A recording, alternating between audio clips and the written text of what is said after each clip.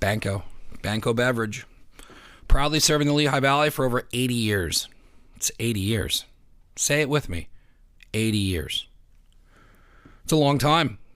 Over 30 plus breweries distributed, including Miller, Yuengling, Pabst, Guinness, Heineken, plus a generous variety of imported and specialty brands. They are located at Crackersport Road in Allentown, PA.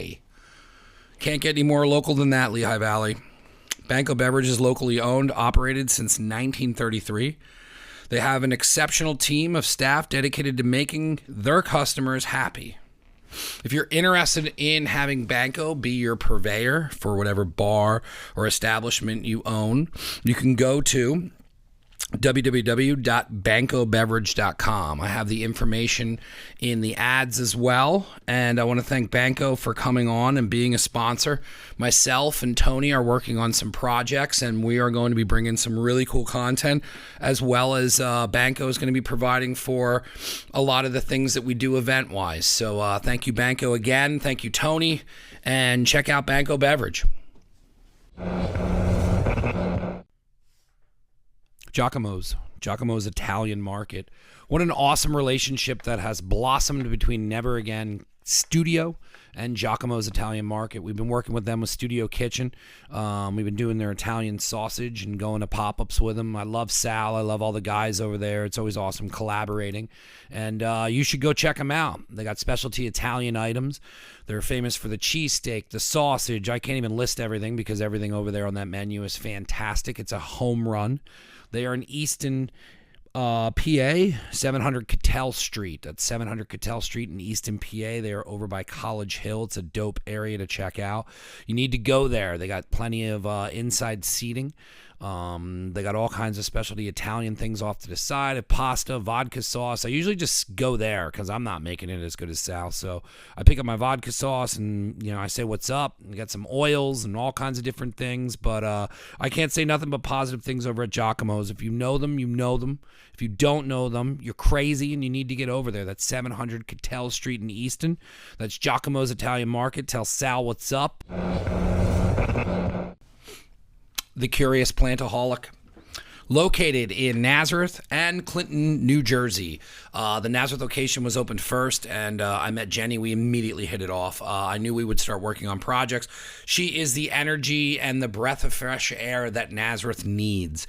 I started buying plants off of her, went down a rabbit hole. Now I got a bunch of plants I got to take care of. I'm trying my hardest. People are helping me. What an awesome shop for plants, retail. The energy in there is amazing. The employees in there are amazing. It's a plant and supply store focused on connecting with local communities, and boy, do they do a fantastic job at that. I can't say enough about these guys. You need to go to their locations and check them out, but they also have plants for sale online. It's securiousplantaholic.com, and right now they have two locations, which is Nazareth, and the other one is Clinton, New Jersey. Please check them out, and you can get more information at curiousplantaholic.com. I'm going to be working with Jenny on some other projects as well, so you will see us kind of creating a vibe and some things going on in Nazareth. We're really going to help kind of revitalize and get some things going on in Nazareth. So if you want to, please check out the Curious Plantaholics in Nazareth. Support local, support us. They support the podcast. Thank you so much for coming on as a sponsor.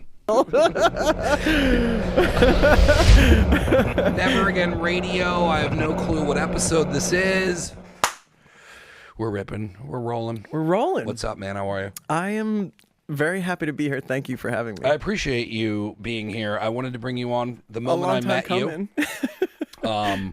We were at a photo thing for Lehigh Valley Style, and I was like, man, this guy's so cool. And then I got to watch you work, and I was just overly impressed on how you took a bunch of people who did not feel comfortable having their pictures taken, including myself, because and I'll get into the picture you took of me, which was so much fun, because the whole reason I laughed was, I'll just get into it. So yeah, let's do it, dude. We were at Lehigh Valley Style photo shoot. It was my turn to get my picture taken, and I said to you, the only way you're going to get me to smile is if you make me laugh. And then we both started kind of smirking, and then you were like, yo, do you got a gold tooth? And I left out this really big smile, which is the only time you see my gold tooth. And I said, don't tell my mom. And then that picture is that moment. And the minute my mom saw the picture, she was like, you have a gold tooth? This is so So to me, it was like this perfect like evolution of that entire moment that came to it. And then it was like, all right, like my mom's super old school. She's like super Catholic, and she's like the nicest lady in the world.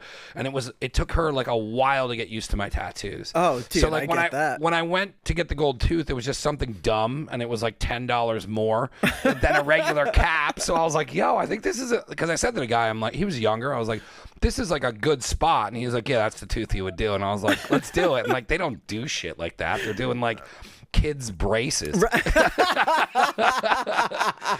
it's not like I went somewhere cool. It's like Nazareth Dental. That's so awesome. Yeah, so it was full circle. And ever since I love that. all of the, because I think I even messaged you where I was like, man, like, I didn't know how that picture was going to come out. And like, I'm so insecure, and like we were getting into just like self-doubt and all that. It's Sure. like when I went into that shoot, I was like, man, I don't really know how I'm going to look for this. Am I going to look heavy? Like, how is this whole thing going to come out? And when I saw that picture, I was so happy because you absolutely captured who I am as a person in that picture. Oh, thank you for saying that, dude. Yeah, I mean, I don't know. I do feel like I got you in the frame. 100%. Everyone's like, yo, that's you. Like how we were talking about like laughing. Like 90% of my day is laughing. Oh my God. I love fucking off. I love laughing, and like you captured that. You captured my business. You captured all of it in one picture. Because I didn't know how it would come out. Oh, dude. I mean, everyone I meet when I'm so fortunate to do what I do. I think that's part of where the excitement comes for me. I try to realize that all the time. But, I'm always meeting new people, and they are often butt up against the idea of like, all of these fears, like, how am I going to look? How's this going to be? Who is this person? And I think I take a lot of pleasure in the idea of being able to kind of ride that wave with the person and let them feel safe and let them feel comfortable in the process.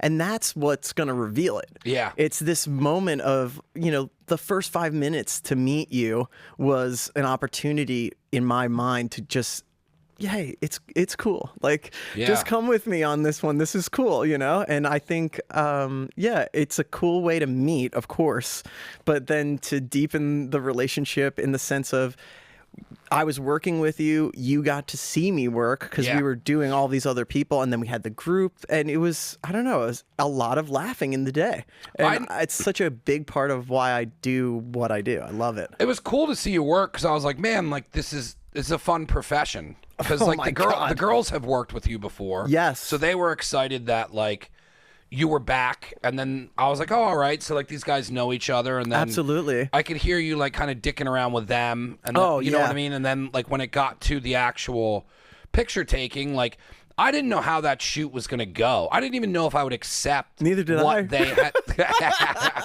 Like. Because, like, I don't really step out. Like, how you asked me, have I been on other people's podcasts? Right. I should, and I don't. You should. And I hide out down here. It's a really cool bunker. Yes. But, like, when they emailed me and were asking me about that, I was like, I should probably do this.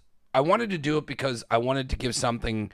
Like, my mom has my brother's, like, achievements and shit on the wall. What I do in this realm, she barely understands. But to me, to give her a magazine, or like her friends would have saw it at a dentist office, looking through it, I was like, hey, I think it's time to kind of put the story out there a little bit. So then like I didn't know like what I was even gonna wear, because I'm like, fuck, like I know that they highlight everything. And then I was going back and forth, and I was like, fuck it, I'm just rocking the shorts, I'm rocking my hat sideways, and I'm rocking the fucking sweatshirt. And then I got there and everyone was in suits.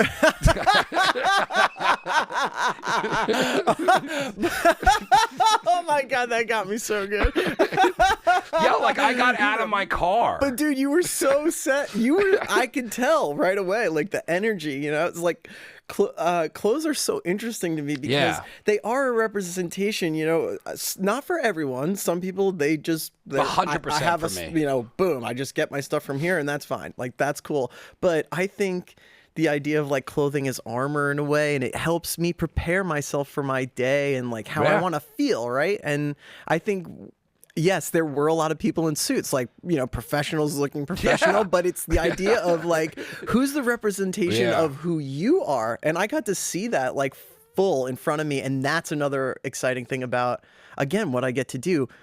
There's a heightened sense of who the people are that are coming for the photos themselves, right? Because you're going to be represented. You want to look nice, right? So everybody's kind of in this heightened state, but you get to embrace that. And I think you coming with exactly what you get, I was like, this is perfect. I have a better level of detail of who you are based on all these things and the gold tooth and all of this. Well, you know what I mean? Like I was nervous at first because I was like, fuck. Like everyone else was, but then I was like, yo, what are you talking about? Like this is about you. Yeah, it's not about, in a suit. It's about your business that you created from nothing.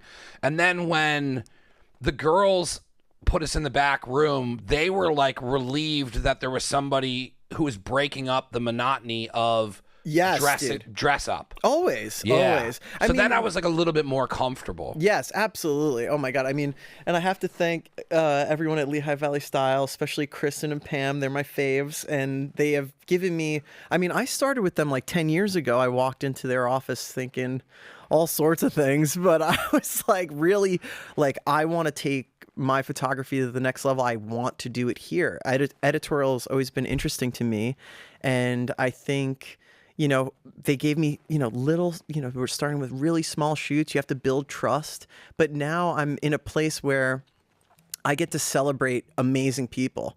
And through, oh my God, like 12, 13 years of being able to work with them, it's given me opportunities to meet amazing people in my area and then get to experience this kind of, they let me do what I do. Yeah. And I get to have fun in being able to take editorial work and put my spin on it. It's a very creative outlet because you have to produce one every month, right? So that has its certain qualifications, like we need to get it out. But there's a group of photographers and we all get to have our little share and we all get to kind of point in on what we like to do. And I think I feel lucky because I've always wanted to do the kind of work that I ended up doing with you. And that kind of personal interaction and having a special moment. I was just on set yesterday.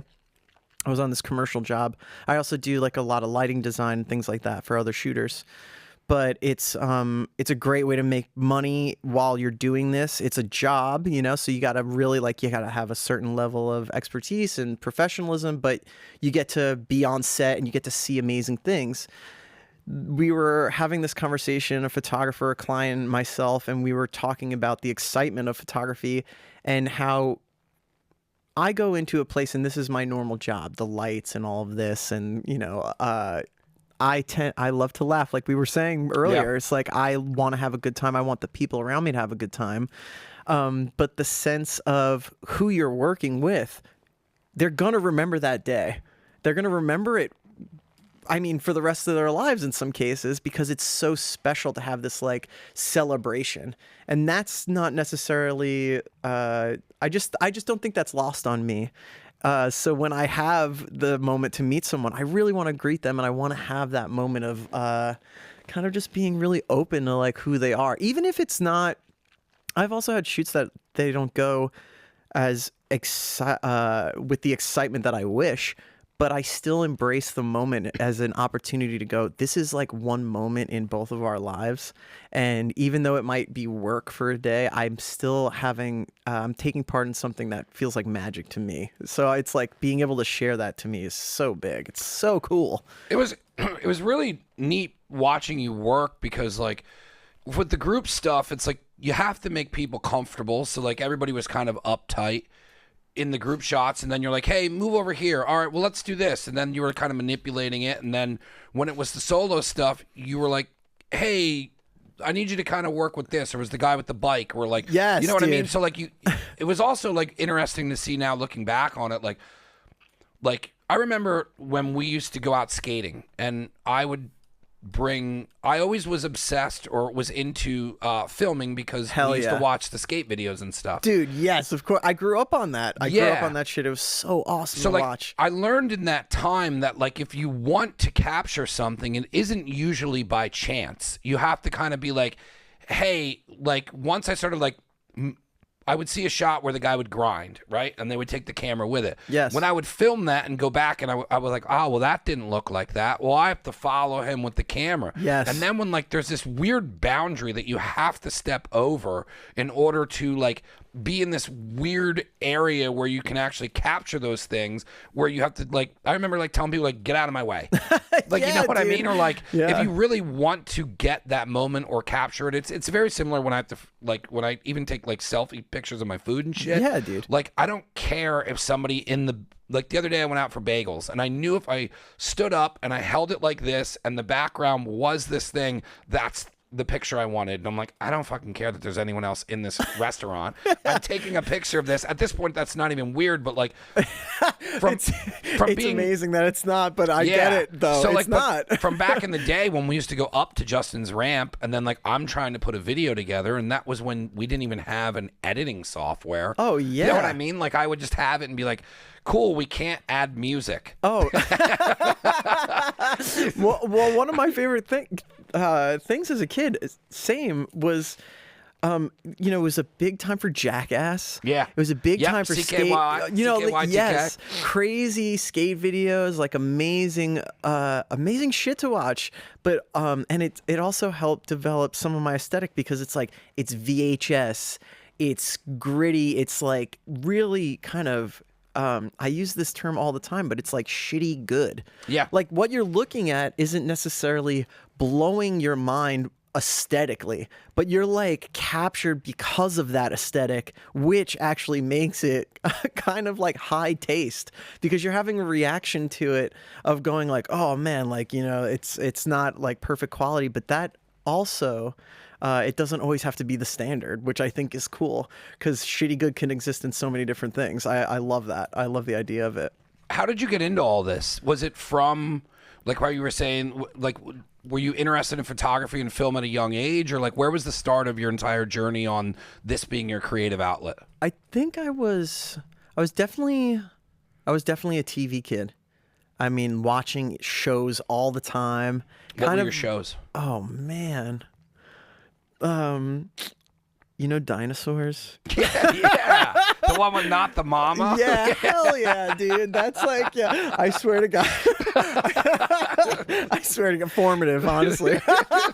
If you look at like GIFs or GIFs, I guess we're supposed to call them, but GIFs, like when I'm sending them, you can look up from like, it's just amazing that I could still find dinosaurs GIFs of like the little baby like that. You know? But yes, big on that. I'm thinking of like a lot of sitcoms, things like that. But I got crazed, absolutely crazed with David Fincher after Seven, which is like just one of the most insane movies ever made. And I remember being like, okay, I know a director does something on this, something in the of what I just saw. And I want to be able to know what that is. So I started just kind of with interest in kind of just picking up, okay, who is this person? And like, what can I read about them? Just trying to stay up on that. But where it really kind of came to grips with me was I was in hardcore music for years. I played in a band. I think I was just talking about this, but I think the Lehigh Valley was an amazing area for music in the hardcore scene and the punk scene. And I loved that. Friday, Saturday, Sunday, playing shows or going to shows and enjoying what this area had to offer in reference to that. So I was in a band and I was touring and, I don't know, you're making relationships, you're finding other bands. Everyone needs a photograph. So I started just kind of with a Sony Cybershot, like a little tiny camera. Hey, let me give this a try. And then documenting and going like, this is interesting to me. And then a band paid me, like, I'll never forget. It was actually a record label out in Egypt, which I'm totally spacing on the name, but I remember submitting some pictures, like physical pictures, and being like, I would like to make photos for your bands. And this guy, I mean, it's so crazy that you know, when you access a memory and all of a sudden it's so incredibly vivid in your mind. It's like I can remember sitting in his kitchen and talking about what we were going to do. Long story short, I ended up photographing one of his bands, and he paid me like $100. And then he gave me $100 extra for film because that's what I was shooting on at the time. And I remember going like, okay, this guy just paid me $100 to make pictures of like a band, and I was using like car headlights, and I mean, it was terrible photography, honestly. But I made a little scratch doing it, and I was like, this is cool. So then I connecting with other bands, I was like, let me take your picture, let's try this, try that. And I think I always had a sense of what I wanted stylistically, so I would kind of get more into that directing move. But I started doing that, and then I got into weddings because I needed a job, and I was saying to myself, we all have to work, right? You got to make money. So I'm going, okay, I could flex this skill while doing something that I know is very consistent. Like my summers are going to be slammed with weddings. Fall is going to have tons of engagements, and I'm going to have a lot of interaction with a lot of people. So a wedding day is insane because you're going through this period of time where you're like, you start with a couple, it's 2 people. You're talking to them about what they want, what their goals are, and all of this. But on the day of, I'm interacting with the entire wedding, basically. And, me and who I'm working with, we're having to kind of conduct this like circus in a way of like, okay, the light's good at this time, a lot of pre-planning, figuring out when the best time for pictures will be, and then some periods of time being like 30, 40 people, like, okay, we only have so much time, we have to get this done. So I think that's where it helped me develop the sense of direction and working with people and getting an ease all those years later to be able to be in front of you or to shoot an editorial or to be fortunate enough to work in some situations with like celebrity and just go like, this is like, I'm natural in my element because I've just done this so many times. So I think there's a lot of stigma with photographers who are like, I don't shoot weddings, but like, I am so encouraging of that because it's such a ground for like, you're gonna work, there's a paycheck involved, you can gain a lot of skill, and the people skills that I built really helped, like, I feel, launch me in the career that I'm in now, which is mostly like portraiture, fashion work, and I am getting more in the film. But through this process of weddings, I met, sometimes I have amazing friends, and one of them his name's Drew Gurian, also a photographer. But I met him assisting him on a wedding, and he was like, do you look at Rolling Stone? Do you look at, Vanity Fair? Do you look at The Hollywood Reporter? You look at these magazines? And I had in the past, but never with an attentive eye for like the photography. And his whole thing was like, that's what I want to do. You should check this out. Check out this photographer or all of that. So now we're involved in shooting year after year of weddings together. And at dinner, when you're fortunate enough to have, 15 minutes to eat before something else happens, we're like, okay, what are your goals? What do you want to do? Like, where do you want to take this? And I just found myself going like, wow, okay, like there's a bigger picture here in photography that it's not to say that you can't have an amazing career in weddings. I just started to get a sense of like, well, rockers need pictures, and fashion was always interesting to me. Beauty photography, anything with people really was getting me.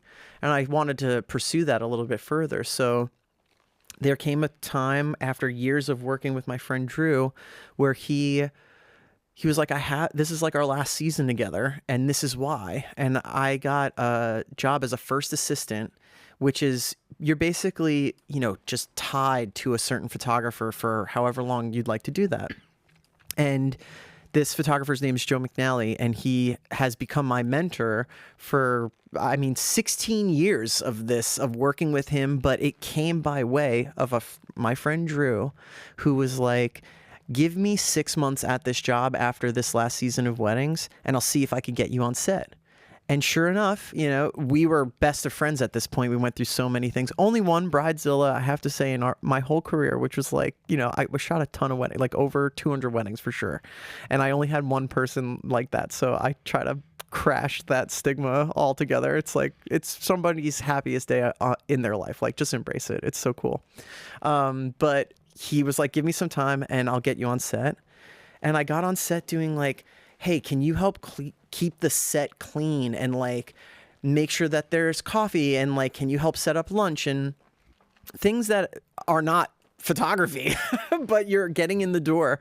And I think at that point, my passion was so intense that I couldn't help but want to go like, I will stand on my head in order to see how pictures are made, because to me, I still have this feeling, but it's like magical to me.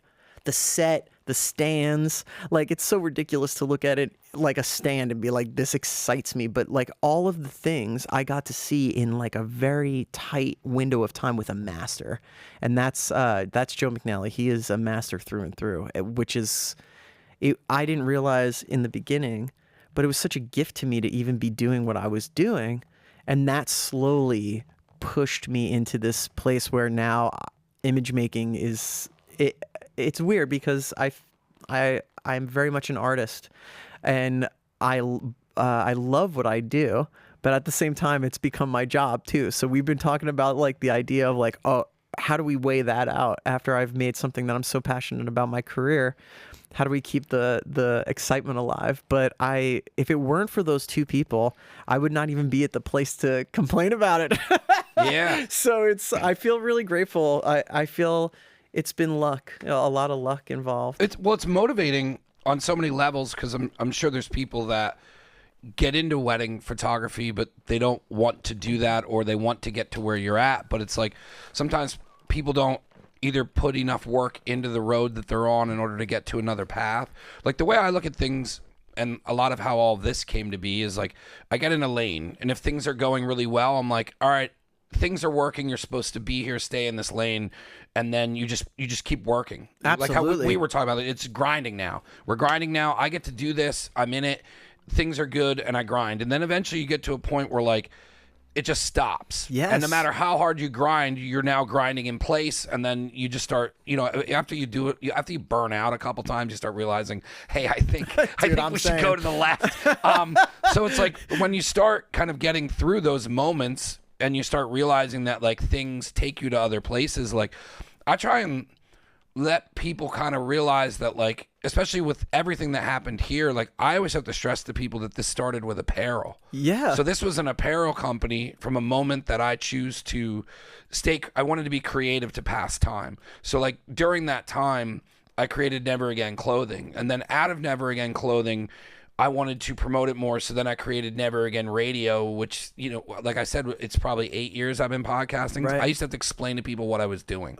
So like, at that time, it was Never Again Radio, and then I had always had that food background and had always been working and working and working. And like, at times, I didn't want to be I always worked a full-time job and then did my passion at night. The show was always a late night show because Sure. I didn't have any other time. And then when I started when I got to a point where I took the leap, which was the hardest thing to do because of just money and finances and time and all that. Dude, yes. I was completely free. And then I was like, man, because everyone's like, I'm always like, I should have done this sooner, but then I shouldn't have, because when I did it, it was the correct time to do it, because I was mature enough to when I started running Never Again as Never Again studio and like figuring out the business, I washed dishes. Yeah. Because I knew if I would have got on a cooking line, I would have had to have more responsibilities. I knew as a dishwasher, and I just told people I didn't know how to cook, and I just washed dishes. And like, I got a schedule that worked for me, and then when I needed that time, I left dishwashing. Yeah. And then when the food lane came up, I was like, oh, all right, here's another lane where we can make money on. And then that is now turning into like the next like the next projection of what is this moment that I just started to create an apparel company. And I think sometimes people get off that road way too early because sometimes they don't put enough work into something that maybe isn't exactly what they want. But as far as I've been now, I still don't know what I want, but searching for something that feels like I want it to be what I want is better than settling for not ever even attempting that. Like if you would have if you would have bailed on photography and just took a job somewhere because someone was like, hey, I can get you in over here. It's full benefits. It's weekends off, and you start out at $17 an hour, and this is when that was a crazy amount to be getting paid. You would not be where you're at right now sitting with me because you chose to get off of something that you had a passion for because it wasn't exactly what you wanted right away. Yes. And oh my God, dude, I'm like, my head, I just wish it could explode right now because it's so exciting to hear what you're saying. Like, that is so, like, flip your desk, like, kick over the water cooler and just do something you care about. That is so huge.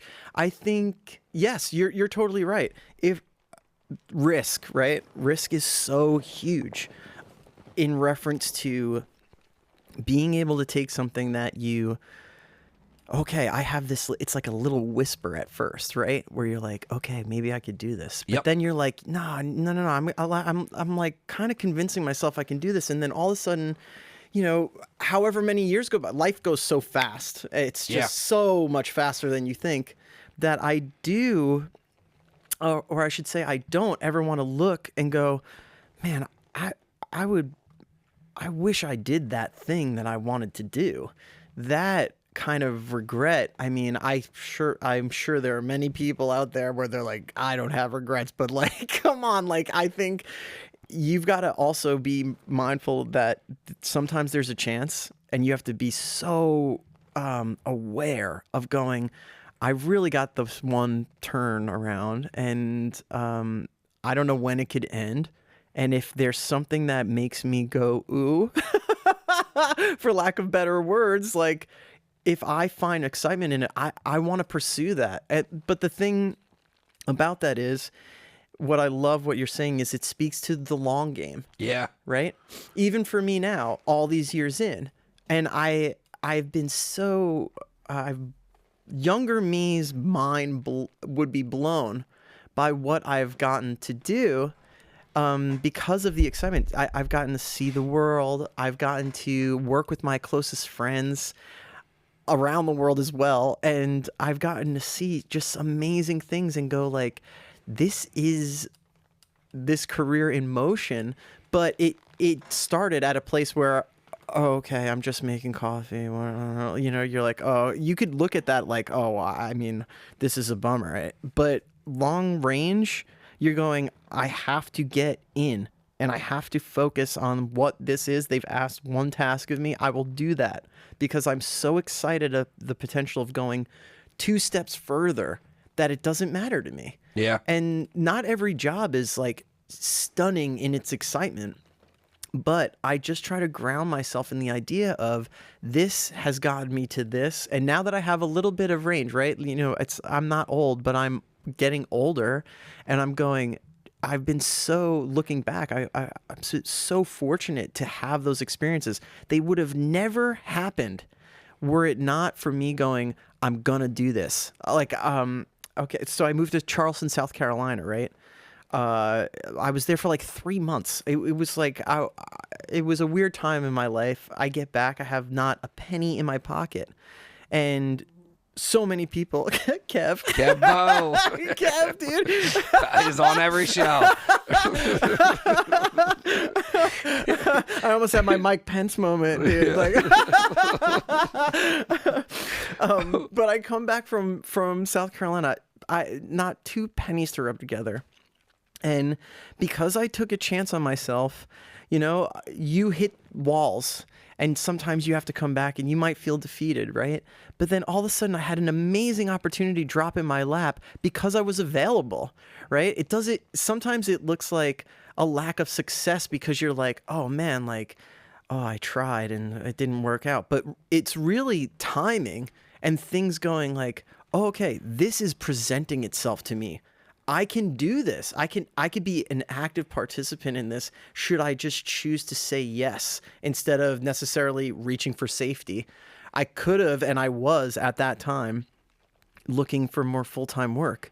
And then I got a call from a photographer, and he was like, you're not going to make a ton of money this year doing this with me, but I'm going to take you around the world and you're going to see like more than I think you would probably see. And I said to myself, absolutely. Like, and I remember hanging up the phone and laying in the pool and being like, I can't believe I'm about to go on a next adventure.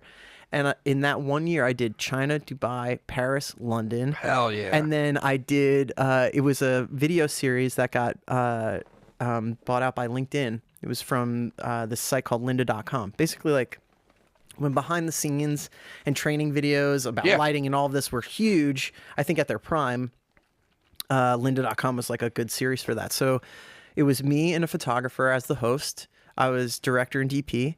And it was like my first time out of the US going to China and being like, I can't believe, like, I went from like this, like sorrowful pool boy looking up at the clouds to like, I'm in China, like doing something I care about. And it's like, it's just amazing where it could take you, but you have to be open to saying yes, even though it might be the scarier parts of yes, which are like, this is going to last a year. It's not going to last 10 years.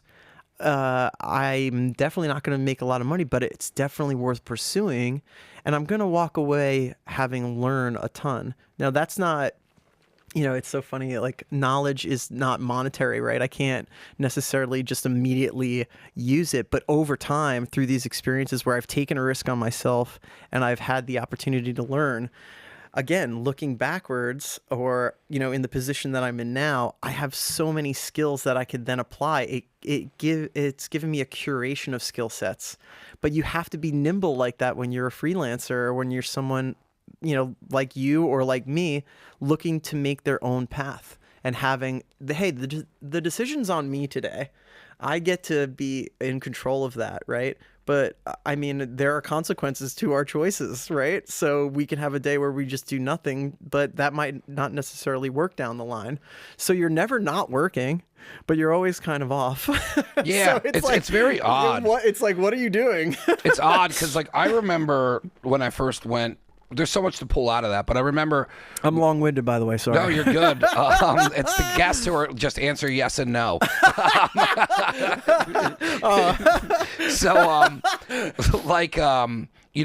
remember there was a lot of guilt when I first was doing this full-time. Like, I wasn't working enough. Right. And then, like, when I let that go, it was like...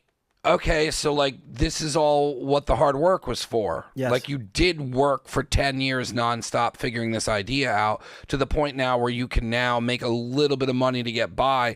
And then that's what we were talking about earlier where like my freedom is worth more than anything because like I've always struggled with mental health and I've always been like frustrated. Same. And like for me, I never been able to creatively express myself. So I would do it through fashion or just through, I tried skateboarding. I wasn't good at it. So I never had a lane or a channel to dump everything out in. Yes. So when I started Never Again and realized that I could do that, like it was a very frustrating road because I was always choosing this and would always be torn and torn and torn. And then when I went into this, I was like, well, you don't have to feel bad about being your own boss. And like, you don't have to feel bad about anything you're doing as long as you have, a specific amount of things coming in order to keep this afloat. Because there was times where like I would just be more concerned about my mental health where I'm like, hey, you need to be outside today. Right. And like we need to work on this. And then when I started adjusting that, I realized how fucked up I was not paying attention to any of that. Oh, dude. So when I got in that lane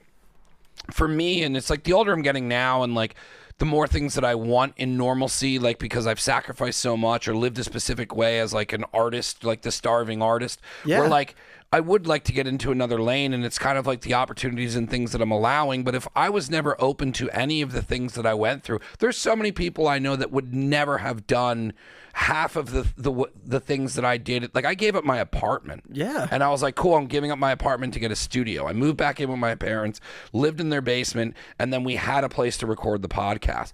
I was the only one willing to do that in the group that started the whole thing. But then it was like, the more I kept sacrificing and the more I kept choosing to do that, and I really enjoyed how you said could choose safety. Because that's what it is. Like, I could choose to go to bed, not get into any of these vulnerable situations that are ahead of me that I actually know I'm going to enjoy. But, like, there's just this weird area where, like, you can choose to just go there. And every time I choose to go there, I never feel good about the decision, and I never feel like that was the correct decision to make. And then if I do go forward, there's even times where I don't want to do a podcast because I'm not in the correct mental space where I think that I'm going to be able to do the interview.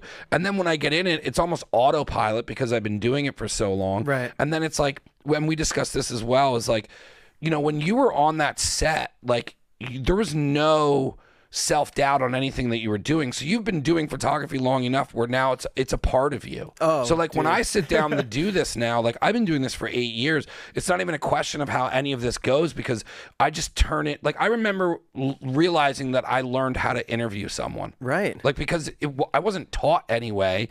I've been doing it for so long, I have to make somebody comfortable. Now, somebody like yourself, I know it's going to be easy because I already know you're coming in comfortable and I don't have to break that. But somebody who just kind of runs a business and doesn't get in front of a camera or doesn't direct people on what to do, it's not easy to make them feel comfortable. And, like, that's just something I naturally do at this point. Yes. And then it's like, instead of me choosing to just be like, oh, well, I'm just going to watch Netflix, or like, I fall in this lane of like, well, that's where you'd be if you weren't doing this. You would have the time to do that. Right. But you don't like doing that because it makes you depressed. So, like, why are you making these decisions of safety? And it's like, I have an ongoing battle that'll be my forever in my entire life of those moments. But the more I choose to go outside the box and the more I keep just sacrificing and working harder and pushing that wall over, it's so much easier. Like, I try to explain to people, I'm like, I need to go up and I need to go really up because I'm down. So if I go up so goddamn high that it takes a while for me to come down, I can go back up then. And then if I keep just kind of keeping it up, I can stay up. Yeah. Working a 9-to-5 job does not allow me to keep myself up. And that is more important to me than insurance. It's more important to me than having a fucking mortgage. Yeah. It's more important. And I know there's a lot of people, I don't ever judge people doing that, but I don't know where I'd be if I chose to do that, because I think I would just be so... I don't know where my life would be if I wouldn't have chose to be any of the things that I am right now. And it's really hard for people to do that, but I also know there's a lot of miserable people who never push themselves to even... I don't find myself successful. I feel myself lucky enough to have pushed myself out of a comfort zone where I know it's okay to be over here. And now I'm slowly moving in over here. And the moment I decided to do that, and I don't know if I'll ever be completely over here because I'll keep making it. Like my therapist always says, you keep making your goal as soon as you get there. You're moving the finish line. You're moving the finish line. So, like, the fact that I even have 1 foot over here has changed my life. It's so funny, like, when I hear you saying all of this and you're like, that is an artist, you know, where I feel like we struggle from the sense of a lack of satisfaction and it's an ever evolving thing when you want to push, you know, okay, I feel like I'm really at my best right now. And then all of a sudden you're like, wait, I'm noticing this. And every time I start to look at it like this, it turns into this. And then I'm like, wait a minute, you know, like I want to follow that. That's an artist's ability to kind of, I don't know, it's like shape shifting, like being able to go like, I have this goal and it's great, but it's not, this has been said a million times. It's not that straight line, but and there's so much rich context of what you said. I'm like skipping all around, but that's fine. But like with mental health as well, it's one of those things where sometimes I feel like my outpouring, right, is based on how I'm feeling within my own self, right?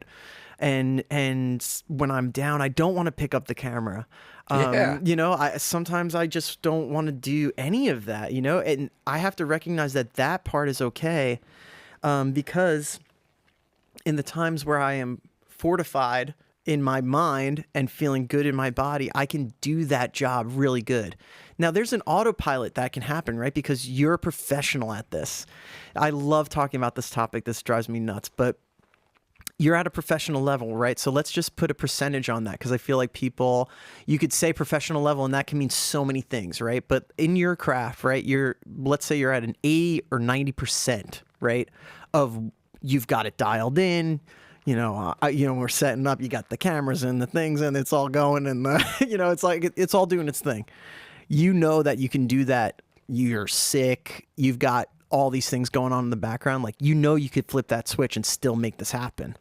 But in reference to that 20 or 10% where you're doing it the way you want, it's coming out always in this desired effect, and you're having, for my case, the viewer, well, and also in your case, the viewer or the listener, being able to kind of get this immersive experience of who you are while doing the thing that you love.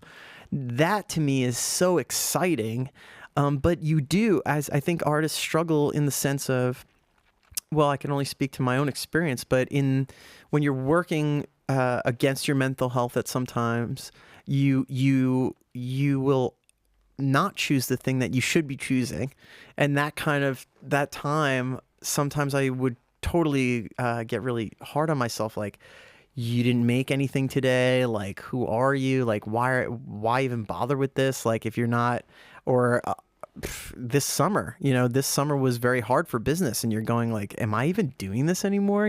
You're always butt up against something, but then you have this inner kind of itchiness, is what I would describe it as, where you will also choose this because you need to do this. Yeah. And I feel that draw with visuals all the time, whether, moving or still, or sometimes I draw for myself or just doodle because it's fun. My son Onello is 7, and he and I will sit and draw and just get it out. The artist has got to wiggle themselves into that art sometimes, but when you have the outpouring, that's the feedback that I get that knows I'm in the right place. I think in reference to those who choose a safer path, and then those like us who have more risk, everybody's got their own personal struggle with that, right?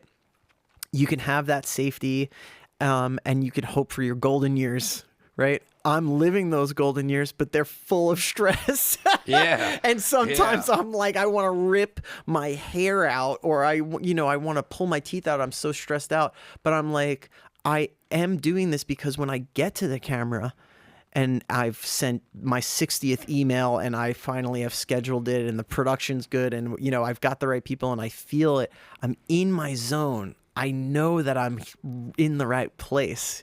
And it's good to be able to recognize both of those things. When I'm feeling down, okay, maybe I need to walk away. Maybe I do need to go outside and experience nature. Maybe I do need to have, chats like this are so uplifting. This is also magic in my mind, because we're two people, right, where we are sharing each other's time. That is kind of a rare thing. I know that you share time with many people in your life, but to sit down and go like, hey, we're going to talk for, I'm sure we could do this for 5 hours. Yeah. But I'm going to sit and I'm going to share time with you. I'm going to focus on you. I'm going to listen to you. I'm going to have that time. That is magic to me as well. And I think in reference to the safety versus risk, some people will choose to do the thing that, hopefully, I'll grind and I'll do this and I'll feel safe. And I'll experience other things, or I get to have, 2 vacations a year and I'm cool with that. Like, that's cool. I totally that is absolutely cool if that's the way you want to do it. For me, and I think for you, that is the base of where this itchy demon inside of me is like, nah, dude, I cannot do this unless I can apply that skill set in a sense that is creative and it's satisfying that creative need. I don't know. I do think a lot of people out there, they have a position like that where there's no necessarily risk involved, and then they don't feed their inner child with creativity and all of that either. So then they're just like, ugh, they're in a funk. And I always think people can shake themselves out of it by finding something creative. I agree with some people when they're like, oh, I'm just not a creative, but I think that could be the base. but you can slowly wiggle yourself into something that makes you feel creative and gets some sort of juice out that we all need in our lives. And I mean, that's why I have chosen risk. Yeah. All that to say. Like, it's crazy because I took a break. Well, I tried stopping doing this once. And I was like, all right, I'm done doing this. And I remember I put it on Facebook, and a friend of mine was like, you shouldn't have put it on Facebook. And I was like, whatever, I'm done. I think like a friend of mine passed away. So it was at a time where the business was frustrating. It wasn't working. And I had a massive down and a massive blow in life. And then I gave up on it. And then for a little bit, I was like, the stress of it is not there. So it's, it's easy. It's like the beginning of a breakup. Oh man, I'm glad she's gone. Then you start thinking about like, oh, well, what did you like about her? And then that's when it gets difficult. And that's when the breakup is, there's still ex-girlfriends where I still think about, man, I know that it's not going to work, but I was like, man, there was a couple of those times where it was really good. And it's like, that started creeping in with the apparel. And then like, I would look at stuff and then I'd be like, I can make that into a t-shirt. And then I realized that my thought patterns were not matching my decision making. Sure. And my decision was to walk away from it, but I was just naturally, that would be a cool shirt. That would be a cool shirt. And then, that would be good design. And then you start talking to the artist again. And then when I started doing it again, I was like, man, this isn't something that you can stop doing, because like what you said, there's an itch there, and if I don't scratch the itch, I'm either going to go out and get drunk, or I'll find other ways to just fulfill that itch. Totally. And to me, it was never fulfilled correctly. And then recently I took another break because a lot of stuff was supposed to happen with the new studio and the restaurant, and where it's at now is that stuff is no longer working out. But when I was working on that, it was the first time I ever stopped podcasting in 8 years. Right. And so I took 2 months off, and like I remember my therapist being like, because it's always funny where like I listen to what she says, but then it doesn't hit me until later on in like the week or something, and I'll just hear her voice like my mom or something. And yeah. I remember her being like, you're never good when you stop being busy. And she's like, you're never good when you stop podcasting, and when you're not good when you're not doing Never Again. And then sometimes I forget that like this entire thing was created during a time of a lot of crazy things going on in my life, and it was almost like this little like incubus shelter that I created to exist in, where no one could hurt me. And then I'm dying. I love this. Then whenever I'm in there, and I like when you leave today, because like not all podcasts go like this, but like I also like, we would have never have had this conversation, nor have had the enough time or the silence and no interruptions. If we would have went to a bar, we would have been interrupted. We would have been getting up and doing things. Totally. So like for me to be able to do this, it's always worth it, because I can find it. I mean, the whole point of the show is it's who you are. So like I can figure out who you are by this sit down. Yeah. So like when I'm in this safe space, sometimes I forget, because I'm turning it into a business, because I have to live off of it, because this is what I want to do. When you start creating those structures around it, it's not really the same thing as this constant freedom to do whatever you want in your room. So it's like, if you have an art space and then, all right, well, I should probably clean it up because people are coming over. It's not how you like your art space. So like when it becomes a structured thing and there's things involved and you have to start charging money for your thing that you love, it's hard to even put a price on that. And you shouldn't feel bad about that. Yeah, but I always do. I'm still like, Same. I'm still like, is the food I'm selling too expensive? And everyone's like, dude, you're getting ripped off. I remember when I first started selling the burgers, they were $5. Like they're not $5 anymore. That's an artist. Like I guess you could pay me. Yeah, and you're like... I'm still like that. Like we're going over a catering, and I'm like asking my boss, and he's like, no, don't give any discounts. You have to charge more because you're going there. So like, when I started podcasting again after those 2 months and all this turmoil is going on of like, it's too much. I will never share it really in full, probably to anyone, because it hurts too much to get out how much that opportunity of not moving up the street meant to me. So like, I was so frustrated, and I'm not an angry person. I've been angry a couple times in my life, like where I've held on to it too long. Yeah. And I can feel myself doing that now, and I'm like, you got to stop. You got to stop doing it. And the moment I had, it was with Lehigh Valley Lashes. It's a dope podcast. She's an awesome person. Yeah. And like, I did that podcast because I didn't even know if I was going to be able to talk to her about I don't know anything about eyelashes. Like, so sometimes I'll take that's art too. But sometimes I'll take a project on because I'll be like, can you do this? Yeah. Oh, absolutely. Oh my And God. it was a rock solid podcast. And I remember she That's left. so cool. She left and I called my mom. And sometimes I'll call my mom after shows because I'm up and she likes to hear me when I'm happy. And I'll be like, Mom, I was like, I did a podcast again. And she's like, okay. And I'm like, I forgot why I podcast. And it's not about building a business and making money off of it and selling sponsored ads and all this shit that I hate fucking doing. I did it because this is what I need to do. And then like I'm getting choked up and I'm like, Never Again was at such a fucked up moment in my life. And every time I go back to Never Again, it never lets me fucking down. Yeah. It never lets me down. Every time I'm in this lane, if I podcast, I do food. You know what lets me down? The monetary versions of it that I need to get out of it because I have to do that in order to keep doing it. That'll let me down every time. Even if it's too much, I'll feel guilty about it. If it's not enough, I'll be like, oh, this isn't good enough. But like if that shit's taken out of it and I'm just allowed to do this, I will be at 120% and you'll see the best version of me every time. Oh, no And that's doubt. like the constant struggle between I have to make it into a fucking business, but then I don't like making it into a business because that ruins what I'm trying to do because it's not for anyone else but me. But then if I come over here and I'm not in this lane because I can't make a living off of this, then I'm just fucking miserable here. And it's a really fucking thin tightrope that you got to walk down. Oh And my It God. sucks. Oh my It fucking sucks. But it's good to recognize that, you know? I mean, Yeah. When you oh start my doing God. something over 10 years, you start noticing a lot of shit. Yeah, dude. And I don't know. I am one of those. I started this at 28. I'm 43. Oh, it's crazy, dude. And like, boom, gone. Gone. That time gone. Gone. Yeah. And it's interesting, like all the things you're saying, just lighting my head on fire. It's so similar. It's the constant battle that an artist has to deal with of like, this is killing me, but I also can't stop doing it. I love to do it. And in doing it, I feel better. I feel more whole, which I could recognize as kind of negative in some aspects because sometimes I put my worth on a picture, on the last picture I made. Absolutely. You know, McNally, my mentor, Joe McNally, he's always said, it's like, you're only as good as your last picture. And in some respects you are. How good are you on the day when you get the call? Like when it's time for this, how present are you?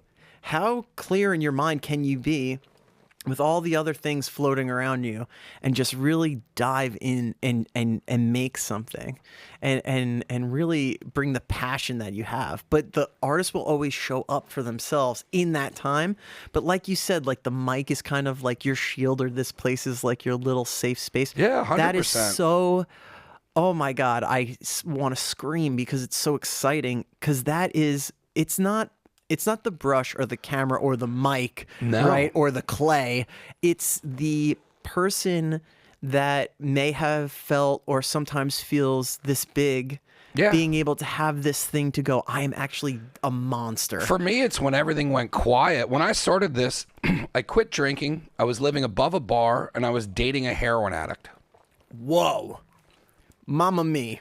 So it's like when you find that space to Yeah. turn all of that off, it's quiet. Yes, dude. And then what is so like for me, it just turned into like, all right. And then like I didn't realize till like, my best friend died.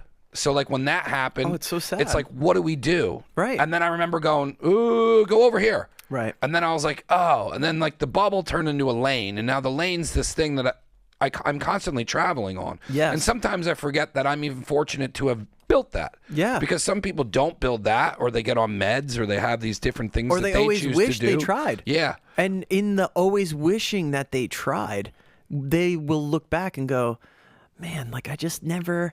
I think that to me, and also I'm getting the sense for you, is I have to just continue to see. It's like this curtain that never ends. Like Yeah. I'm peeling it back and I'm seeing a little bit, and then I'm not seeing enough, and I keep on tearing at this thing because of the excitement and what it gives back to me. Although recognizing that there's a lot of unknown out there, but life itself, all of this is unknown. All of this is kind of ridiculous too. And it's like, if I can sometimes I'm like, oh, okay, like I'll put my clown shoes on and go to work again Yeah. because it's like I gotta laugh. I gotta be able to look and laugh and know that even though that all of this is so crazy and even the battles within myself can be crazy at times, overwhelming at times, I still want to be able to bite down on this and say, because I feel like I got a little bit to say. I think artists have a little bit of that. Not necessarily a chip. That's probably not the right word, but just the idea of I've got a little something to say here, and whether it be on the mic, with my brush, with my camera, with my clay, with whatever. Athletics can be like that too, with my style, with my flow, all of these things. I know you've had a lot of people who do jujitsu on here, and it's like there's so much style and art in that as well. And it's an art form, and all art forms seem to have these same things where it's challenge, it's resistance sometimes to the challenge, then it's acceptance, and then it's like mastery or being able to express that, right? And take on that challenge. But I think so many of us go through that kind of struggle of how do I even get myself to the table at times. But when we do, we are really in the more pure forms of ourselves, and I think that's the drug that I can't get enough of. It really is. And like, moving, like how I switch projects around, and like, as frustrating as the restaurant has been, like I do have a vision for that in my head, and like I have confidence to complete that because of all of the things that I have done leading up to this. So it's like you almost get in this flow state where you lead with your art and you lead with your passion, and you can envision things. And then after you have tackled so many projects, whether they have been successful or not, like we did a comedy show down here, we did a music show down here, and like people got content out of it, and like everybody enjoyed what went on. And sometimes I look back on that stuff and I'm like, man, that was really hard to put together. But what that does by trying, whether it's a failing or succeeding, is like I can picture that restaurant and I know what creative outlet I'm going to get from that restaurant. And then I'm like, you can start seeing down the road further where I'm like, all right, well, if I tackle that, I should step back from that, and then somebody else can take the lead on that, and then this is going to allow me to go over here, and like we're talking about like, hey, then like we could do something cool, like opening up a tiki bar, and then like now it's like you start having confidence in being able to take the lead on projects because you're constantly getting projects done, whether you're deciding to do a photo shoot or whether you're doing a wedding. Doing a wedding photo shoot is probably an enormous project to tackle. So like insane, when you dude. tackle something like that, or like, you do X amount of podcasts, or you drop some apparel out, or like the people that I have on, all these different things that they're doing, I get so motivated because it's like you literally can envision something and get it done. And it's like, yeah. I told my friend the other day, like with locations and things, and it's like, I said, I might not have the best skill set to get things, like to sit at a table with somebody to have like a similar skill set of what they can do, but there is something I'm really good at, and that's getting shit done. Yeah. And like, even if you can just kind of get into a situation, I know how to get things done. I can't apply it to business and make a lot of money off of it because like, but like I will eventually, but like, yes, you will. But like, I have confidence now, and like I just don't give a fuck anymore. Right. And I don't know if like I was always excited to hit my 40s because it's like the most mentally sound you can be because you've lived long enough to stop making the same mistakes, but you're in this like mental clarity because like you're just at an age where like your brain is at a specific level. Yes, and like I agree. In my 40s, I'm like, man, like I'm just not choosing, like I'm moving so much faster because I'm not choosing to do stuff, but I'm also so fucking confident where like, we go into this location and we leave there and I'm like, man, we could fucking crush this here. And like, we could do this here and we can connect the dots here. And it's like, now we start adding all these things in and we're going to be making money over here. And it's like, then I can take this and move over there. If I wouldn't have been okay with failing, dude, I try and tell people, I started selling this shit I was selling t-shirts to fucking drunk people at a bar. Yeah. I was living above a bar. I remember I had too many rooms. It was my first apartment ever.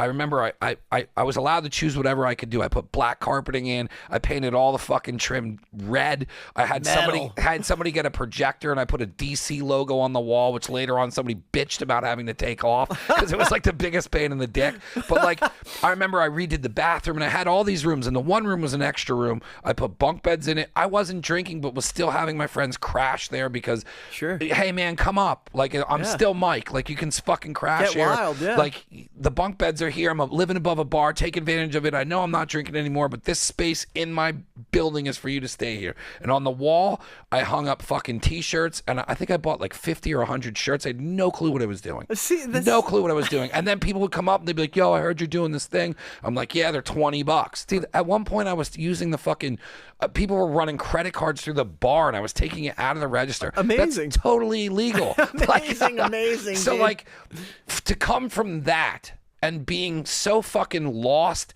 and like I remember I was just running 8 miles a day because my life was so fucking crazy and I was in this toxic relationship.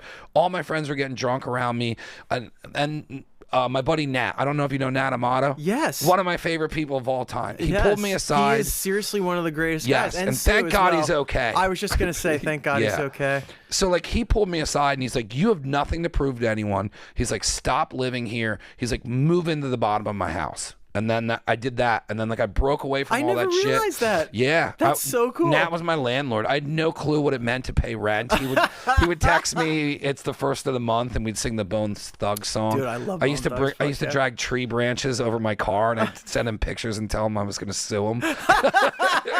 I love Nat. I love Nat. Nat let me pivot. A lot of my friends, it's not just Nat.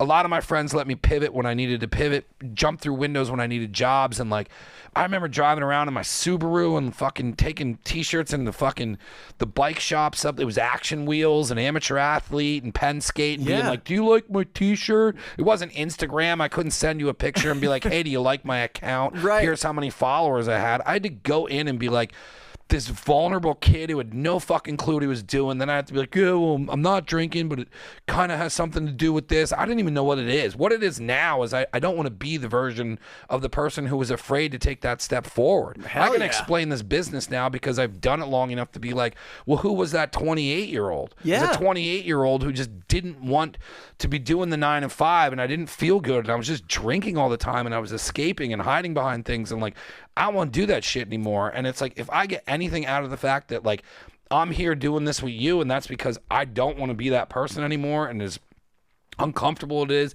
to have strangers come down here into this weird basement with fruit flies fucking bothering them. Like, I'm okay if that's all where this goes, because the version of me at 28, and you can ask any of my friends, was a way shittier version of than who I am now today. And it's like, if you do not take a little bit of a fucking inch forward to adjust those things, the confidence I have that I don't like, because we like, even when we were talking before this was on, like, I'm not a confident person, but I live a life of confidence because it gets me to the places where I need to be to feel okay. Oh, yeah. And that's totally different than being like, I can beat you in a foot race. You know what I mean? There's some layered fucking cake there. That's some layered shit, man. Seriously, some though. layered shit. And it's like, and I want to get back to the photography stuff because we could talk the way we're talking. bro, and love it. You can I'm come living back for on. it. You can come back on here whenever you want. Hit But me like, with part two, you know, baby. there's times where I'm sure you doubted being a photographer, or like when you're done getting coffee and all that. And I'll transition it now. But like, when you're the guy getting all the coffee and that, and then you're asked to step up, what's that like for you to have to step up and be a photographer now in the fashion world and not doing weddings and like, you know what I mean? Like, there's some points where you're like, I remember the first time we went to video, my friend just fucking died. I sat down here, and if you go back to the first video episode, it's me choked up being like, my best friend just died. This is the video version of our podcast. This is Never Again Radio. And there's a fucking, I'm cool now. There's no one down here. When I didn't know what I was doing, there was a team of people making sure this was okay. Right. Like, that's a very fucked up, vulnerable moment. I'm sitting here crying. The co-host is like, okay, so what's up, man? And then now we have to have a conversation for an hour in front of a bunch of people that are judging us, whether we like it or not, on is this going to be good? Oh, How the fuck did you do that? Oh, I didn't know how to transition out. that was amazing. I mean, So when you get the times where I've been in that photographer's position, I have had this like gulp moment of like, oh my God, like I'm like the dog that caught the car. Like now what do I do? Right? You know, you're like, fuck. You know, Fuck, it caught up. Like, oh my God. Why did I do hard work? Yeah, like what? Oh my God, you know what I mean? Like, because there's a little bit. It's not that I'm less invested, but when you're not in the photographer's role, if I'm doing lighting design or if I'm in a first assistant position, I am in some ways you're their, you know, right-hand man or woman, what position you're focused on the light, you're looking at the pictures, but since you're not taking them, you're kind of you could be a little bit removed, and I can look at the computer and just kind of take pleasure in the idea of like, okay, it's all running smooth, the lights are on, the batteries are charged, blah, blah, blah. But when you're in the photographer's position, you're kind of taking ownership of your voice. I remember my first time, I think, that was really impactful to me is I got a sponsorship from Fuji Camera, from Fujifilm, and they gave me a 4-part blog series. Like, hey, dude, you want to tell your story? Here you go. Like, here's the platform to do it. And they gave me a sizable fashion shoot to do as examples of what I could do with this particular camera, but also going from a guy who's just taking the trash out and like kind of like just doing his thing to like, you know, getting in the rock and roll and like with the bands and photographing music and kind of allowing my passion to kind of get me to this particular point. But I remember I was also like with an incredible crew of people. My friend Sam Brown, she's a celebrity stylist. She's fantastic. Sam Brown style. She is like seriously one of the greatest people on earth. But I remember being with her in the studio and walking in and going like, oh man, like, you know, like, oh, what do I do? You know what I mean? Like, how do I even use this thing? Yeah. But you have to, again, like what you were saying is I am so confident once I'm in my space. And I remember picking up the camera and just, you're also, with what I do, I was in the position to hire a team of people, and I got to kind of celebrate the people as well as myself, as well as the model, as well as the fact that we were all there. And I think when I root myself in that kind of thing, it's like, man, okay, like now I found the excitement that I needed because it's so many people coming together to do something very cool. And then the blog went out and, you know, like 5 people looked at it. Yeah, that's how it always And it's goes. like, okay, cool. But what they gave me was the ability to sit in that position and go, no, you know what? There was years I struggled even saying I'm a photographer, which to me sounds so wacko crazy, but I have such passion and respect for this craft. And isn't it weird that you just start saying it? Oh, because I would always remember, like, people would be like, well, what do you do? And I was like, oh, well, I do this, a little bit of that. Or if I was working at the time, I'd be like, well, I'm like, I'm a line cook over at this cheesesteak place. And then it's like, oh, all right. And then when I would get into the never again stuff, they'd be like, yo, it's fucking dope. And then I remember one time, I don't know why, I just was like, yeah, I podcast and I do this and that. And then it just felt good. Yes. And then, like, I just started saying it, and I didn't say it for a very long time, and every time I didn't say it, I felt like I was lying. Right? Oh my God, dude, I'm so aligned with you on this. There were so many times where people would ask, and I would just start explaining, and it's like, yeah, you 2 hours later, right? Yeah. I'm the worst with that shit. Oh my God, exactly. And it's in a means like you want to safeguard yourself from coming off as a phony, I think. Yeah. And because you're like, oh, if you just say, I'm a podcaster, I'm an interviewer, you know, all this, or I'm a photographer. What do you photograph? Oh, well, I do fashion work. Like, it's all starts sounding like, who the fuck is this guy? Yeah. You know what I mean? And I start sounding like I'm bragging, and then I'm not, because Right. I barely tell. For a while, my friends would be like, why the fuck do you say, like, half the shit you say? Or I'll be like, yeah, I do this thing, and it sucks. Right. And I'll just shit on it right away. Same, dude. Yeah. Same. And that's a means of trying to safeguard yourself from coming off as like, I always say, I don't want to come off as like too college, you know what I mean? Or too experimenting with my craft. Because there are so many people, unfortunately, for a young artist or a young creative, that people who are older or maybe more established in what they do want to look at what you do as like, oh, that's cute, but like, what are you going to do? And it always frustrated me to hear that kind of because talk. there are people who will like want to play table tennis with you and be like, oh, well, like what I get from people sometimes is like after a couple of beers, they're like, how do you make money? Exactly.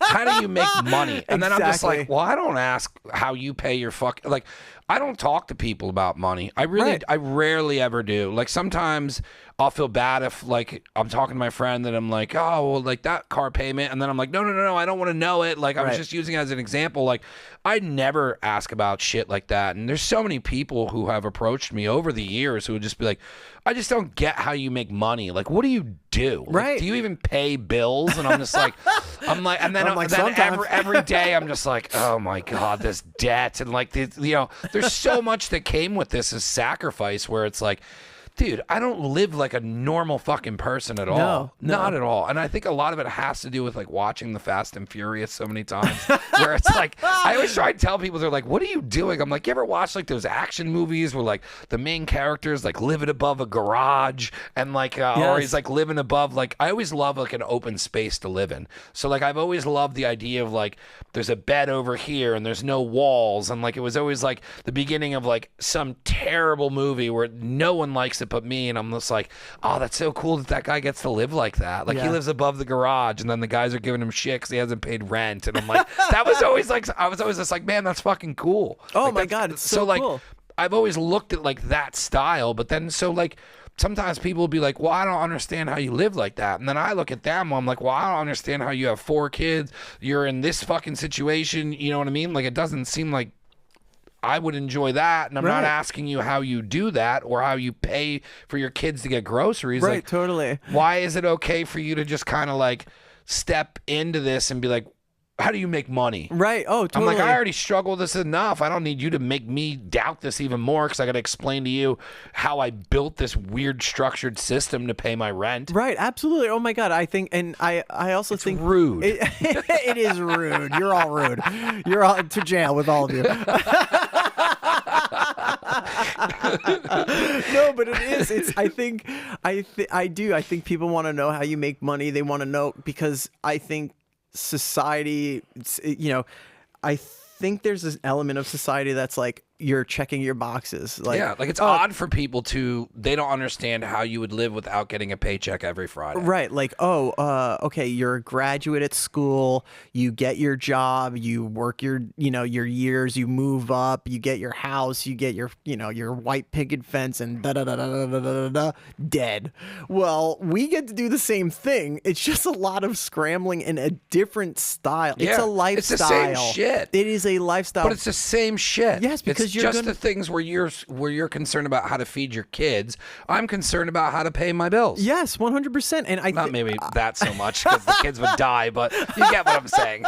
Yes, well, I mean, as a father, I get that, dude. You know, but it's one of those things where it is a lifestyle. I have chosen a lifestyle. Yeah. An artist path is a lifestyle. It's an idea of going, and I had to realize this, the hard way. Yeah, because you probably just did it, correct? Yes, Yeah, I was same. just moving through these, what felt like, it's not going through the motions, but I had a goal, right?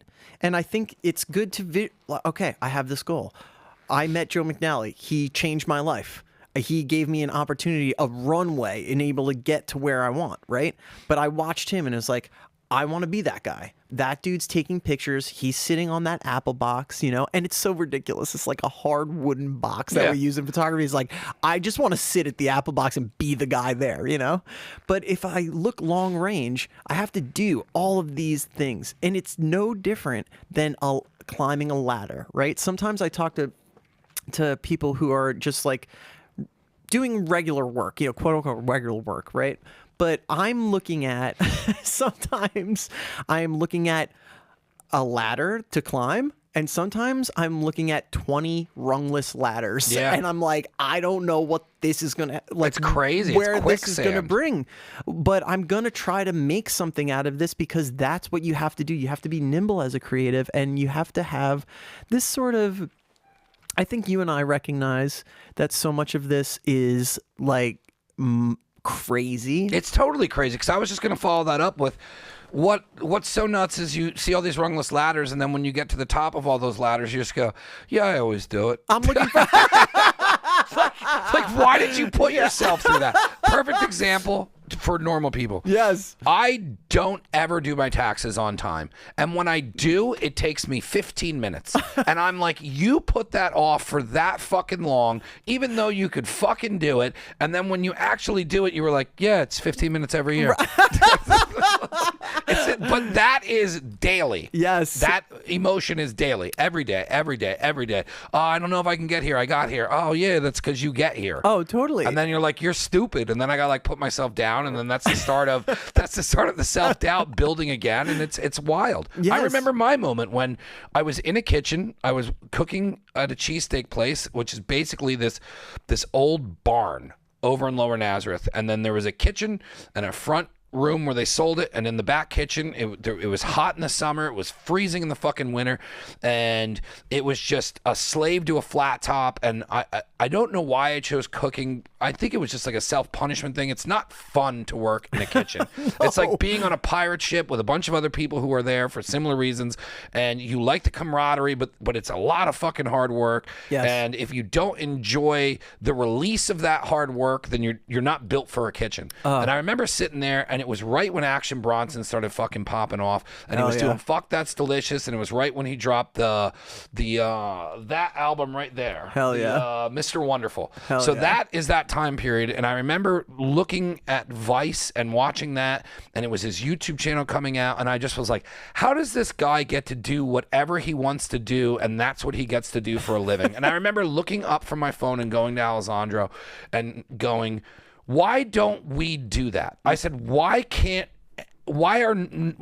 is he allowed to do this? Right. I said, so why can't I do this? And I think that was when that, like how you were saying it was your goal, where you see that Apple box, where I remember seeing him and I'll be like, this dude does whatever the fuck he wants, and everything he does he's monetizing off of, and he's still doing. He just did a New Balance commercial for running. Oh, it's crazy. Like, I'm just like, this motherfucker is literally just doing everything he wants, and I'm sure a lot of it's mental. Sure. And he's got talent behind it, but like, of course, that was always. That was my moment to align with your Apple box. Is like, I was always just obsessed with getting there. Yes. And just being like, why can't I do this? And then that's when I started being like, okay, well, let's just combine it all. And then that's when I was like, all right, well, Never Again Studio is an umbrella. And Never Again Studio is going to have Never Again Clothing and Never Again Radio under it, and now Studio Kitchen's under it because it's underneath Never Again Studio. Now, all this shit is branded as that one thing. Now I can take my apparel skills and I can put it over here, and now I'm making apparel for Studio Kitchen, I'm making apparel for Never Again Radio, and I'm making Never Again Clothing still.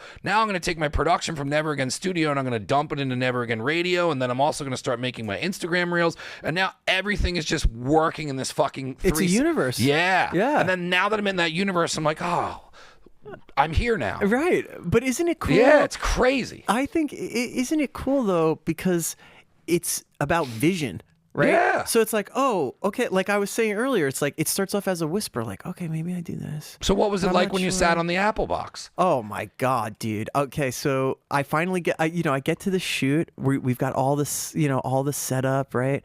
And I wanted to put my stamp on it, right? And I remember working with, I'm working with an assistant, and when I get excited, dude, on set, like I just scream, like I'm just like, yeah, like I just freak out, and I started to make these pictures that, for me, it was a particular technique that I learned from my mentor. This is so cool. I love talking about this. So it was a particular technique that I've learned. It's kind of like a camera trick that I've learned from my mentor, but something that he uses as a technical tool, right? So not to get all buttons and dials, but it was something that I recognized that was you want to use this, it's called rear curtain sync, but you want to use this as like, I can solve a problem with this. It's a dark room. I could use this particular type of sync on my camera to basically bleed more light into the room. But me, as I've always looked at things, because I try to be a little punk rock, I'm kind of cool. But like, because I look at things that are, oh, okay, this is kind of like a formal use of this. What is the Ramones version of this? You know, like, how can I put grit on this? So I start getting into the shoot. Everyone's warmed up. I got the playlist going. You know, it's like I got good food. I got flowers. I love putting flowers on set. It's got to be I'm in your living room right now, right? And when I have a set that I am so grateful to call my own, I need it to be like my living room. I need the flowers. I got the tunes. Yeah. I need the good snacks. You gotta have snacks. Everything around here, I could tell you everything about every piece, and all of this makes me comfortable. There's things down here from people that are no longer here. There's things down here that people have given me. Everything, and I didn't even realize they did it, but everything down here makes me so comfortable. Like, if I can't explain to you who I am, right, this here is it.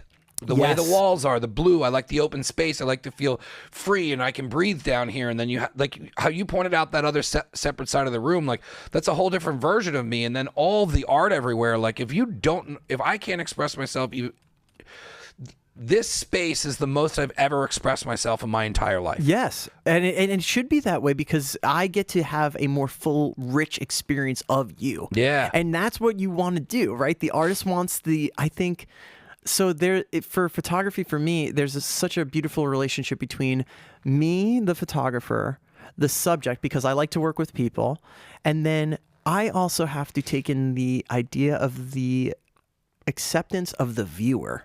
So this is another person that gets to hopefully stop, because that's what art wants us to do, right?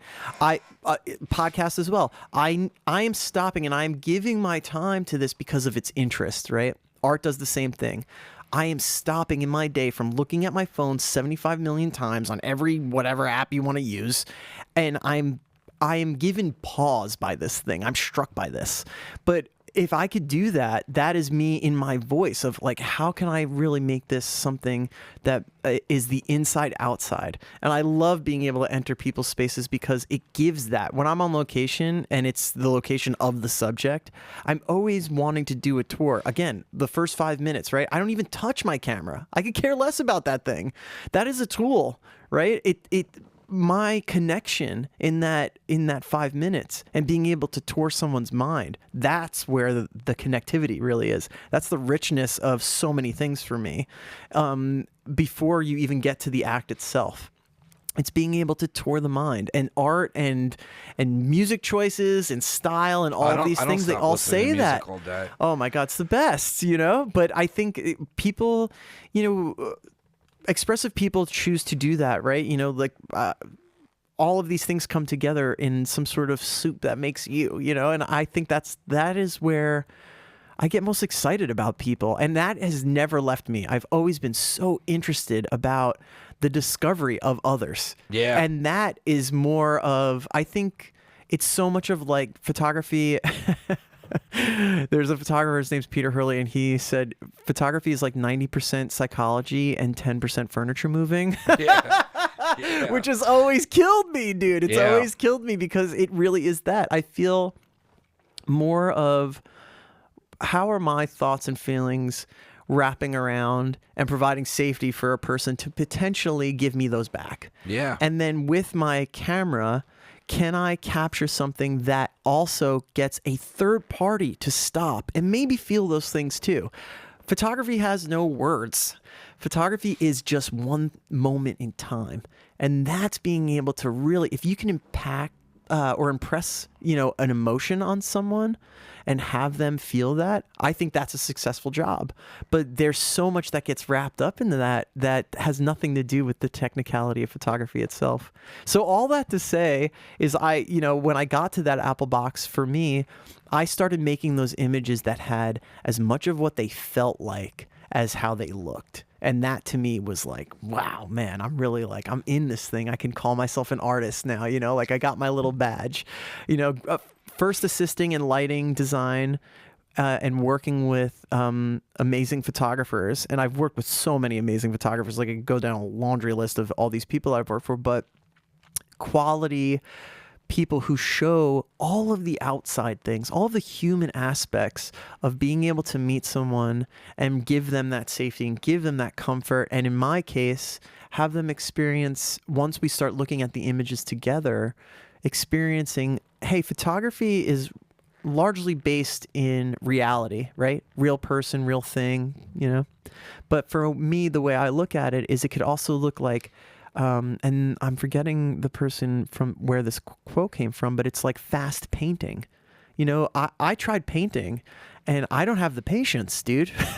Like, Yeah. I think I might get there now that now that I'm getting older, and I like, just kind of letting my mind go, and maybe it'll translate. But when I was in school, I studied painting, and I was like, I feel like I could do this faster with this camera. And now all my colleagues make fun of me because nothing I shoot is in focus.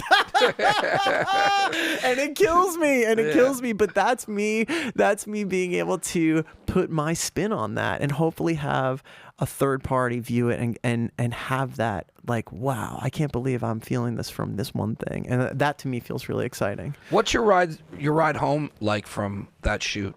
Oh, Are my you God. are you like tired? Are you drained because you got it all out of you? Like, what's the ride home like? Brain is mush. Yeah. Brain is no wrinkles. Yeah. It's a jelly bean up there. Yeah, gonna stop for a cheeseburger. Oh, dude. Tacos are my Yeah, thing, yeah, dude. yeah. So I just house tacos and margaritas. Yeah. My friend Sam came with me. We were just gabbing the whole time, and it was all very celebratory. Big hugs all around, you know. Like, I was very proud of myself, and I was very proud of my team.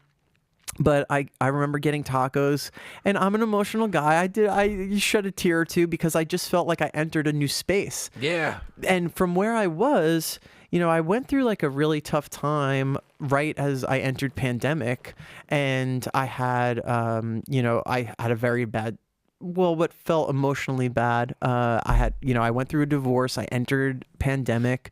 I started going through all these changes in my life. It was like a lot of hardship, man. I felt like I couldn't see out of so much of it, I was just experiencing, to me, what felt like a dark period. And I needed a win in a way. And I think sometimes artists can feel desperate for a win when they don't seem present. And I forgot that I was also had so many years of hard work invested in myself, right? Forget. You do. You forget that time that you invest in yourself. So I'm in this really hard place, I'm trying to find my way. The world is shut down. We don't know what's happening, right? And I'm just trying to take all this time to think, what do I want out of all of this? Where do I go with all of this? The world is so quiet. Where do I choose to put my time? And I still kept on going back to the craft. And then all of that to say, right, I just kept reaching out to the same people over pandemic and just like, hey, like, is there a possibility for me to get on set? How can I do this? How can I do that? This photo shoot that I did that ended up in this blog was like the culmination of that, and going like, you know what, dude, you went from, I felt like I felt so down, and I'm sure, I don't want to say I'm sure, but I'm sure that there have been times where you feel like, oh man, I'm just like some sort of like, I felt like a loser. Yeah. I felt like, man, like, which is crazy because of the amount of hard work that you do to get there, and then you're there, and then you just still have those feelings. Like, you feel like they should be gone, but they never go away. Right. Like, the imposter syndrome can really weigh on the artist and make them feel as though, holy shit, I'm not in pursuit of anything that I thought was positive, or the traction that I potentially had is all lost. And I kind of thought that all of my effort was wasted. And then I got to this place where, I get to that Apple box, I get that shoot. I ended up getting like an amazing camera, and there were all these amazing things that happened on that day. And I just kind of like shed a tear because I was like, not only did I get to a place that I've always wanted to be, I succeeded. It was a day of success on set, and I felt embraced by the creatives around me, supporting me for that day. And that really felt like I entered this new role. And from there, I've been kind of, up until this summer, I've been like on a tear. I've been shooting a lot of editorial. I've been doing more commercial work. I entered into fashion, which is something I've always loved because, dude, fashion is about play. And I think the freaks get into fashion because it's a playground and you get to really experiment. Clothing lets you do that, right? And because it's so the output is so huge, I had the opportunity to like really, okay, let's go. We have shoots, we could do this because something always needs to be sold. But being able to embrace the idea of I'm in the photographer's position, I focused on fashion, I put my effort into that for this big opportunity, and then that actually helped push my career. I would do 10 more lifetimes of that one bad year. Yeah. Because of where it got me. Because younger me, 22-year-old me, 19-year-old me, I thought that just looking at the lights was cool.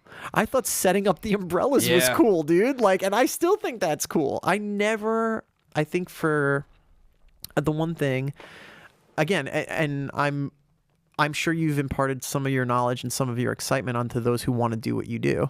That's an interesting thing about being at this part too, where sometimes people ask me like, where did you get to? How did you get here? And I always tell them, or people who ask, I say, first off, it's passion. If you're thinking about money, you're in the wrong place. You know, you are just not aware. You need to be able to hustle, and sometimes hustle culture can get like a little crazy, but you need to be able to hustle. You got to know that, hey, if coffee's your deal today, that coffee better be great. If the trash needs to go out, that better not be missed. And just embrace those things for the long range goal of the idea of you might get to a position where you're making the frames that you want, you're calling the shots on set, and you've had, in my case, the good fortune to see the world and to experience amazing things and meet cool people. And just, I've always wanted to go. I mean, I thought like Tribeca Film Festival and Sundance Film Festival and things like this were like, so I would never, no way, I could never be there. And I did those things like all after this terrible moment in my life where I thought, I kind of like, I don't know what, I'm completely lost. I feel really bad inside. I feel bad about myself. And all of a sudden, I continue to push and I continue to choose it. And then all of a sudden it's also choosing me. And then things are getting continually better. And I'm like, this is absolutely amazing. So in the times of grit where I need to say to myself, man, this is really tough. Like this, again, this summer too, I don't ever want people to think like, oh, it's just such easy street, because it's not. It's not to say that it's not worth pursuing. I think you would argue as well. It's like, it's always worth pursuing. That choice should be yes. But you need to check yourself. I can't do that for you. You can't do that for somebody else.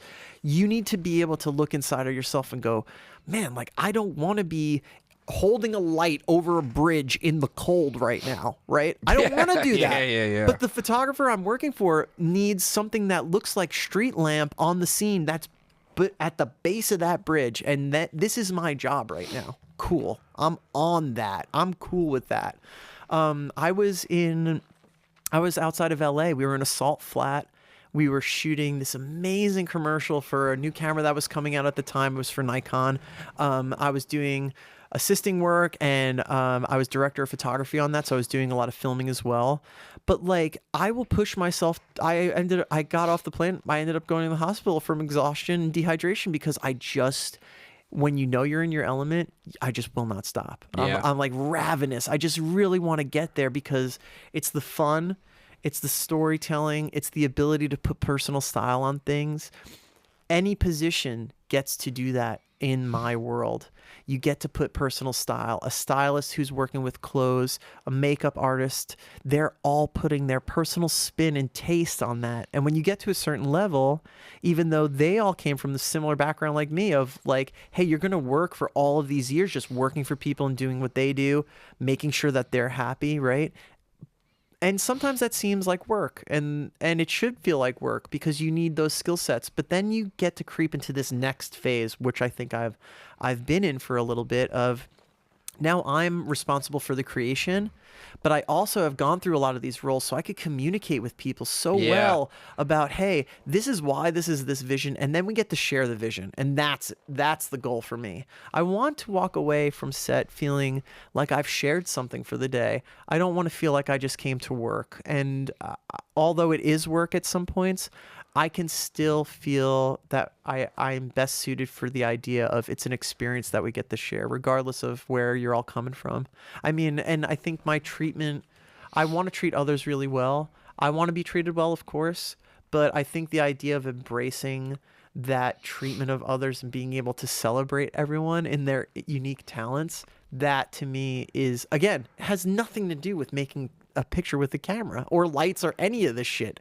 It has everything to do about being a person, a human on earth, and going, I want to accept others, I want to be accepted, and I want to have a good time. I want to laugh a little bit during this experience. And if you can get on the base of sharing that and understand that hard work is a part of it, I don't know, that will help you. I'm sure I've gone in like a complete circle around, but like all of these things help you get to a certain place. I'm nowhere near where I want to be. Where I want to be, it seems like light years away. But again, I'm at a professional level, so I can always turn out something that will be good. Now it's just refining and refining and refining. Water over a stone, right? To smooth it out, to make it like that really clean shape. You want to be able to massage that, but I think the human aspects have made my photography better. All of these things that are based around what you do before you take a picture or while you're in the process. And it's interesting, we've talked about feeling safe so much in this podcast, but it is so much is like, you're coming to me with who you are and I'm doing the same. And we've met in a place of acceptance and admiration in order to enjoy our company, because we have a sense of self-respect and respect for the other and being able to just embrace people. And I think because of the nature of, like, with you with interviewing, and then with me in the sense of being a photographer and directing and being energetic and sharing who I am in those pieces, that those are skills that will undoubtedly make you go so much further than you think. But that's not tied to money. So you're going to have times where you got to clean a dish or take out, like I was doing carpentry. I mean, I've done Grubhub, I've done whatever. Like, it doesn't matter to me. I would stand on my head in order to get these experiences and have kind of the fulfillment that I get to have by doing what I do. And I don't know, if that is not lost on you, you'll do great, because it's not focused on like, I'll get this promotion and then we could go to Barbados. It's like, fuck that. It's like, I want to be like I feel like a lot of that is fueled by what somebody else wants you to do for them. No doubt. And I also agree that when you're in a certain sort of kind of like a corporate setting is what I think of immediately. Always. You're just based on these like goals, yearly goals, like, my performance review and this and that. And there's not much of like, we have this hard thing to accomplish and we're going to find the excitement in it and the joy in it. There are plenty of industries that have that. And I'm sure there are many, many people who will argue with me that they have that. And I would love to hear about that. But I think in the decision that I've made, or the decisions that you've made, it's given us the ability to kind of have this sense of freedom. And I think that's what I'm chasing. Freedom for myself, freedom for other people, and the idea that if that's embraced, I don't know, I mean, maybe the world could be better. Like, I don't want to get too starry-eyed on us, but I think that's all people want. The more people I experience, the more they want to feel safe. And they want to be seen. And I think that is huge. It's absolutely huge with what we do. Pow. I'm not touching that, because that's how we're ending the podcast. Beautifully put. I will summarize some things and then I will wrap up, because I'm having you back on because we could do this for 5 hours. Tight, dude. I usually do an hour. We're going into 2. Oh, get out. Yeah. Oh, that's awesome. For me to button on that, and then I want to close it, is we talked a lot about a lot of different things, and what the end result for both of us is that we felt free. And I feel like when you feel safe and you are able to be the person who you are, because that's what the podcast is. It's what the tag is on all this. It's who you are. That I feel like is when you're safe, and I feel like that is when you are yourself, and I feel like that is when you are free. And for the last 2 hours, I feel like two people were genuinely describing their journey on how they got to freedom. And I thank you so much for being the fact that you were, and I knew it was going to be this way because that's how you were in your work, but like the fact that you just literally came down, you're like, I brought a bottle of beer. You're like, the podcast started the moment we hugged in the lobby. Fuck yeah, So dude. like, I appreciate you being who you are. I appreciate you sharing your story. I appreciate you being so honest and open. I appreciate you as an artist. I appreciate you on how you work. I appreciate all the hard work that you've done to be able to be so comfortable taking pictures, because that is one of the hardest things to do, and you make it look so easy. I want you now to kind of give a chance to where people could get a hold of you if they want to hire you, people want to check out your social media, where anybody can see all of your work. Well, thank you so much for having me, and thank you for what you said. I mean, I feel the same way, and to be able to share space with you in something that you love it's important to me. It's so cool. I feel very unique in being able to do this with you. So thank you. I let that in. Thank you. Fuck yeah.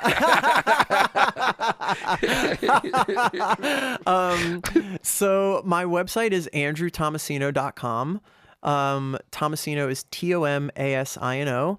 And my social media, I only have Instagram. I'm not on Facebook or anything like that. I just deleted mine, so it's like a loss. Congrats, It's a law. I delete it and then I go back, and then the last time I'm like on Marketplace, like buying a refrigerator. I'm like, what the fuck are you doing?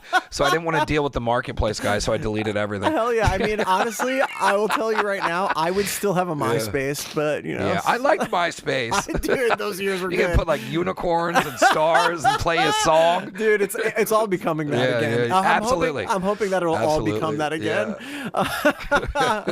But in saying that, my Instagram is Tomasino. It's T.OMASINO. And I don't know. I mean, the stories are like clips of my life, and then it's largely a portfolio. But I have, yeah. I mean, that's where you could find anything you want. And if you see me walking around, say, hey, you know, I'm a friendly guy. Have a margarita. Have a margarita.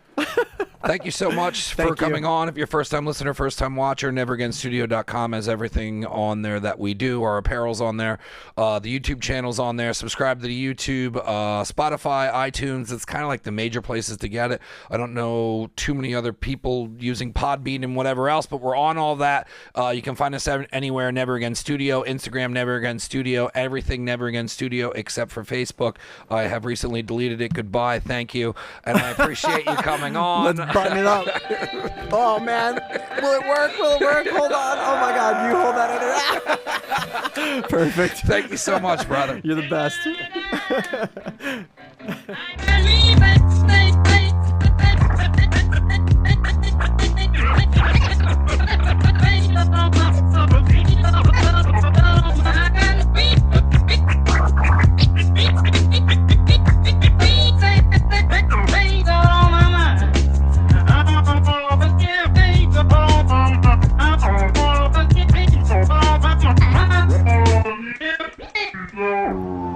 Never Again Radio. Get into it, brother.